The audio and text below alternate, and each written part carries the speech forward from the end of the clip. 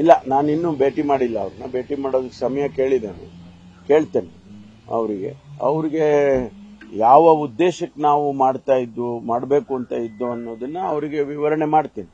ಅದು ಅವರಿಗೆ ಸಮಾಧಾನ ತಂದ್ರೆ ಪರ್ಮಿಷನ್ ಕೊಟ್ರೆ ಮಾಡ್ತೀವಿ, ಪರ್ಮಿಷನ್ ಕೊಡ್ಲಿಲ್ಲ ಅಂತಂದ್ರೆ ಅದನ್ನ ಅಲ್ಲಿಗೆ ಕೈ ಬಿಡ್ತೇವೆ. ರಾತ್ರಿ ಸಭೆ ಮುಗಿಸ್ಕೊಂಡು ಹೋಗ್ಬೇಕಾದ್ರೆ ಲಕ್ಷ್ಮೀ ಹೆಬ್ಬಾಳ್ಕರ್ ಅವ್ರ ಕಾರ್ ಅಪಘಾತ ಆಗಿದೆ, ತಮ್ಮ ಮತ್ತೆ ಅವ್ರಿಗೆ ಇಬ್ಬರಿಗೂ ಕೂಡ ಏಟಾಗಿದೆ ಅನ್ನೋದು ಪೆಟ್ಟಾಗಿದೆ. ಅದೇ ಬೆಳಗಿನ ಜಾವ ಆಗಿದೆ. ಅದು ಒಂದು ಲಾರಿ ಅವಾಯ್ಡ್ ಮಾಡೋದಕ್ಕೆ ಹೋಗಿ ಮರಕ್ಕೆ ಹೊಡೆದಿದ್ದಾರೆ. ಕಾರು ತುಂಬಾ ಜಖಮ್ ಆಗಿದೆ. ಅವರಿಗೆ ಸ್ವಲ್ಪ ಸಣ್ಣ ಪುಟ್ಟ ಗಾಯಗಳಾಗಿದ್ದಾವೆ ಅಂತ ಕೇಳಿದೆ. ನಾನು ಅವರ ತಮ್ಮ ಫೋನ್ನಲ್ಲಿ ಮಾತಾಡಿದೆ. ಸೀರಿಯಸ್ ಆಗಿ ಇಂಜುರೀಸ್ ಏನಾಗಿಲ್ಲ. ಅವರು ಸ್ವಲ್ಪ ಡಿಸ್ಟರ್ಬ್ಡ್ ಇದ್ದಾರೆ ಅಂತ ಹೇಳಿ ಆಸ್ಪತ್ರೆಯಲ್ಲಿದ್ದಾರೆ ಅಂತ. ಅವ್ರಿಗೆ ಮಾತಾಡಕ್ಕಾಗ್ಲಿಲ್ಲ, ಅವ್ರ ತಮ್ಮನಿಗೆ ಮಾತಾಡಿದೆ ನಾನು. ಪಕ್ಷಕ್ಕಿಂತ ಸರ್ಕಾರಗಳು ಮುಖ್ಯ ಅಲ್ಲ, ಅಂದ್ರೆ ಪಕ್ಷ ಇದ್ರೆ ಮಾತ್ರ ಸರ್ಕಾರ ಅನ್ನುವಂತಹ ಒಂದು ಮಾತು ವೇದಿಕೆ ಮೇಲೆ ಬಂದಿದ್ದಂತ. ಹಿಂದೆನೂ ಕೂಡ ಡಿ.ಕೆ. ಶಿವಕುಮಾರ್ ಸೇರಿದಂತೆ ಅನೇಕರು ಪಕ್ಷನೇ ಇಂಪಾರ್ಟೆಂಟ್ ಅನ್ನುವಂಥದ್ದು ಹೇಳಿದ್ರು. ನೆನೆಯೂ ಕೂಡ ಆ ತರದ ರೀತಿಯಾದ ಒಂದು ಸೂಚನೆ ಕೂಡ ಬಂದಿದೆ. ಅಲ್ಲ, ಅದೇನು ಹೊಸದೇನಲ್ವಲ್ಲ. ಎಲ್ಲ ಸಂದರ್ಭದಲ್ಲೂ ಕೂಡ ಪಕ್ಷನೇ ಮುಖ್ಯ ಅನ್ನೋದು ಎಲ್ರಿಗೂ ಗೊತ್ತಿರೋದೆ.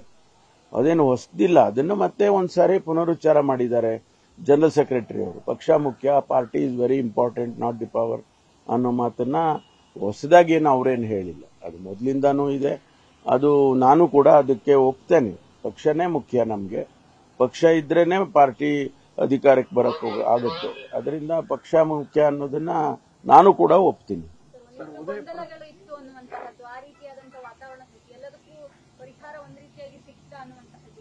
ಗೊಂದಲ ಏನಿರ್ಲಿಲ್ಲ. ನನಗೆ ಗೊತ್ತಿದ್ದಂಗೆ ಯಾವುದು ಗೊಂದಲ ಇರಲಿಲ್ಲ. ಗೊಂದಲ ಇದ್ರೆ ನಾವು ಪರಿಹಾರ ಕೇಳಬಹುದು. ಗೊಂದಲನೇ ಇಲ್ವಲ್ಲ. ಗೊಂದಲ ಇದ್ದಿದ್ರೆ ಈ ಗೊಂದಲಕ್ಕೆ ಏನು ಉತ್ತರ ಅಂತ ಕೇಳಬಹುದು. ಗೊಂದಲನೇ ಇಲ್ಲ ಅಂದಾಗ ಏನು ಕೇಳೋದು? ಗೊಂದಲ ಏನಿಲ್ಲ. ಅದು ಅವ್ರು ಸುಮ್ಮನೆ ಅನವಶ್ಯಕವಾಗಿ ಯಾರೋ ಮಾತಾಡ್ಕೊಳ್ತಾರೆ ಅಂತಂದ್ರೆ ಅದಕ್ಕೆ ನಾವು ಕಾರಣರಲ್ಲ. ಸರ್, ಒಂದು ಹುದ್ದೆ ಒಂದು ವ್ಯಕ್ತಿ ವಿಚಾರ, ವಿಚಾರ ಇನ್ನೇ ಸುರ್ಜೇವಾಲ ಅವರು 99% ಎಲ್ಲವೂ ಮಾಡೋಕ್ಕಾಗಲ್ಲ, ವಿಶೇಷ ಪ್ರಕರಣ ಗೊತ್ತಿಲ್ಲ ನನಗೆ. ಅದು ಎಲ್ಲಿ ಬಂತದ್ದು ಗೊತ್ತಿಲ್ಲ. ಆ CLP-ನಲ್ಲಿ ಅದೇನು ಚರ್ಚೆ ಬರಲಿಲ್ಲ. ನ್ಯೂಸ್ ಫಸ್ಟ್, ನಿರ್ಭೀತಿಯಿಂದ ನಿಮ್ಮ ಪರವಾಗಿ.